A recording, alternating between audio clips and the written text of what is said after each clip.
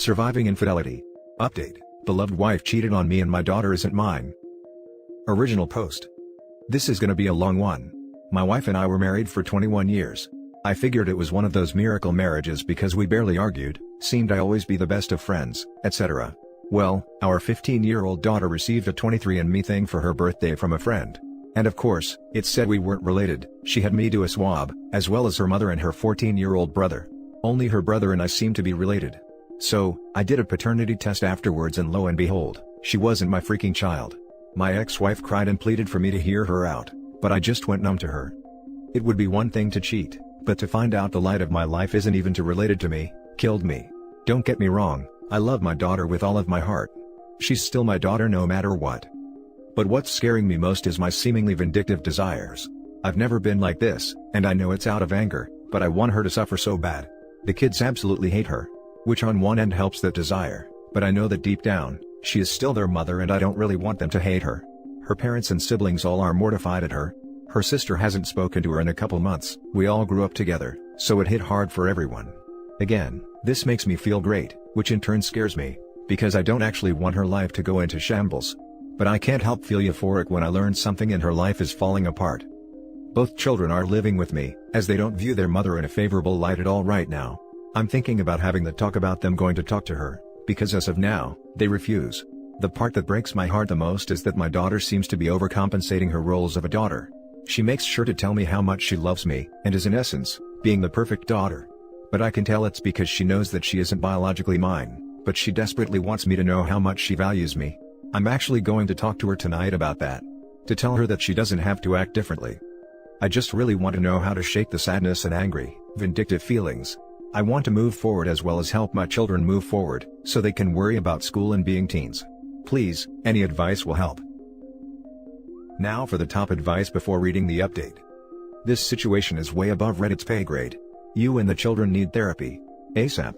Having said that, let me offer a few pointers from my own experience. Kids don't care about biology. Your daughter will always see you as her father. I love my 2 stepdaughters as much as my 2 biological daughters. Full stop.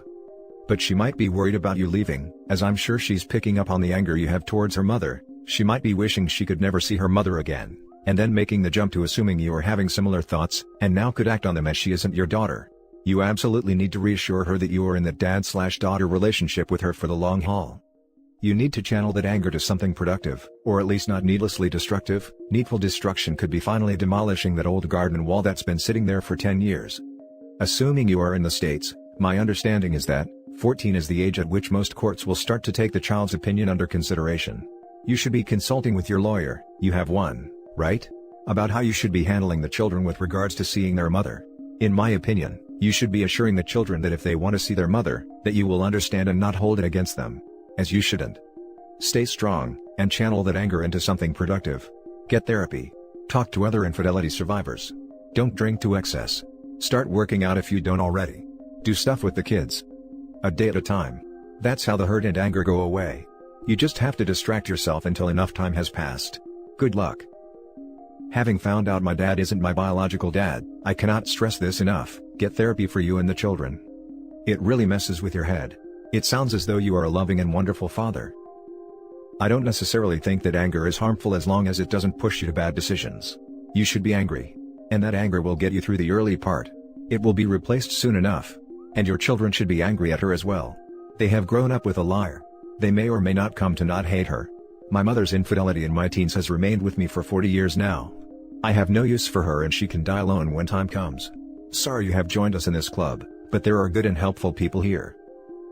You're still carrying the water for your wife. Stop that. Let the kids decide by themselves if/when they want to talk to their mother. It's their relationship. Please don't force your teenage kids to interact with their mother. As a child whose father forced him to see his mother, I hated them both for it. I understood why, but it didn't change how I felt. Just like you, your kids need time to process this.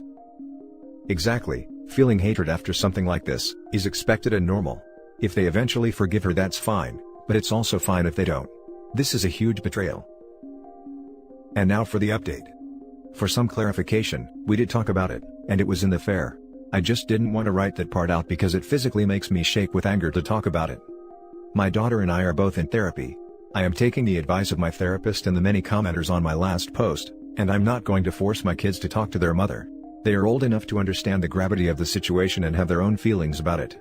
Because of this, they will need to take their own time gathering up how they feel and dealing with it, with any help they need from me, of course. The pain my daughter is going through seems to have healed somewhat. I've gotten her to fully believe that my love for her will never change and that she will always be my daughter. Her pain seems not to be about our relationship anymore, but her newly found trust issues and trauma from the family being broken apart. She's also confided in me that she feels like it's all her fault, and that if she never brought the kid home, the family would still be together. I hugged her and let her know that none of this was her fault, and that she was only looking to do something fun with the family. She had no idea what would happen and that she should never blame herself. I've had one conversation with my soon-to-be ex-wife, in which she begged and pleaded with me to forgive her and that she would cherish me for the rest of her life. She said it was stupid, it meant nothing, and that she regrets it 100%.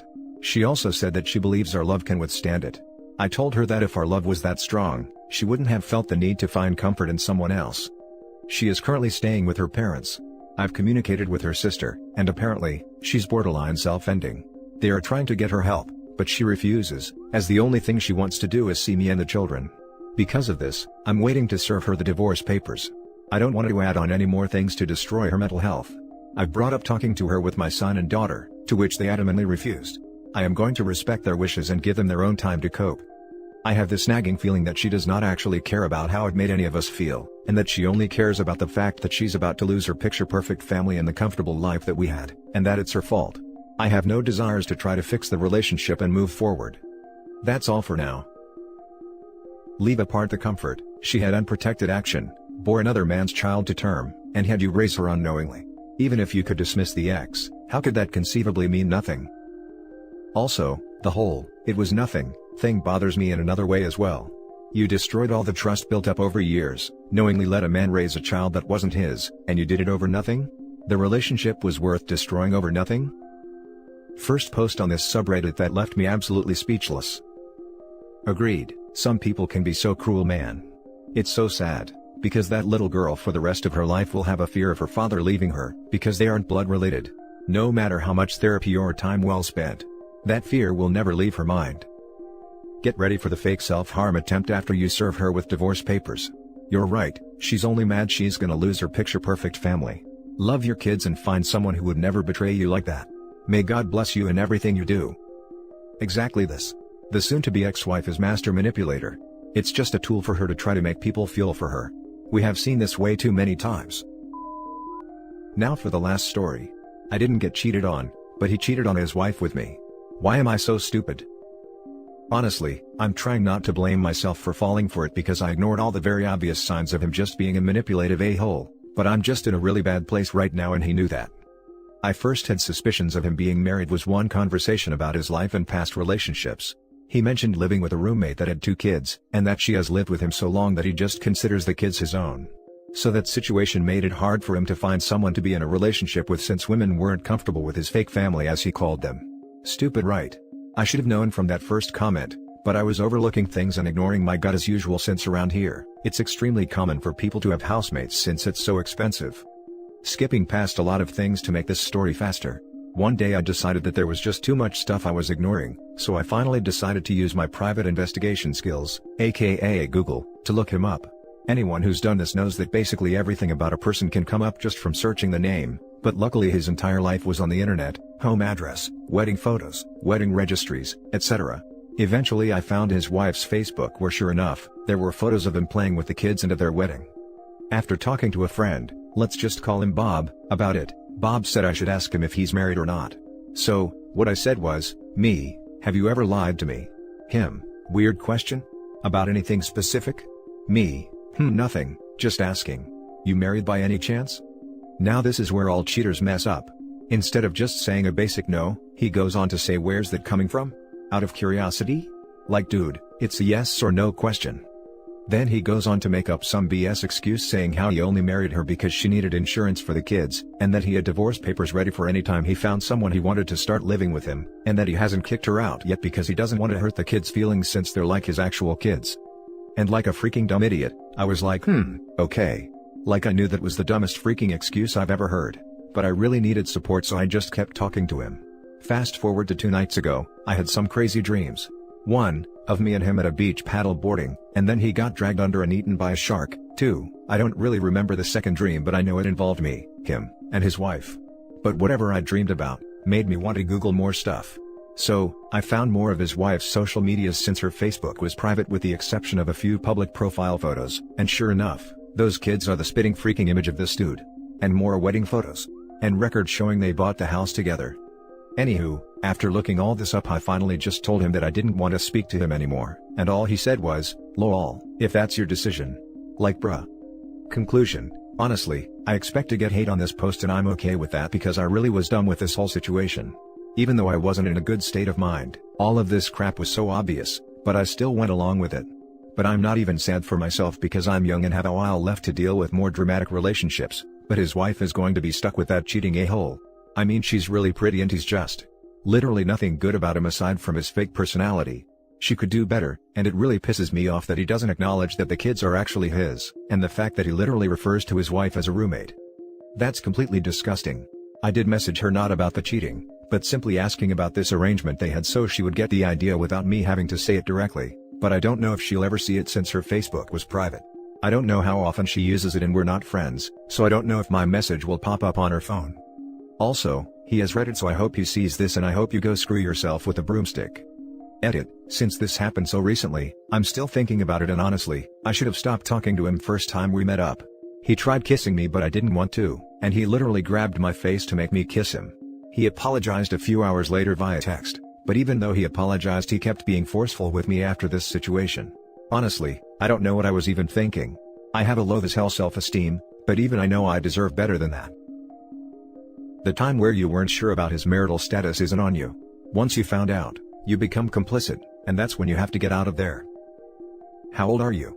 What's the age difference here? Glad you got out of that situation, but definitely learn to recognize the red flags. I did message her not about the cheating but simply asking about this arrangement they had, so she would get the idea without me having to say it directly. Just man up and tell her he cheated with you.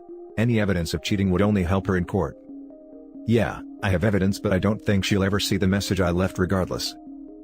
It reminds me of a story with a friend of mine. She had an affair with a married guy with 3 kids, she was single.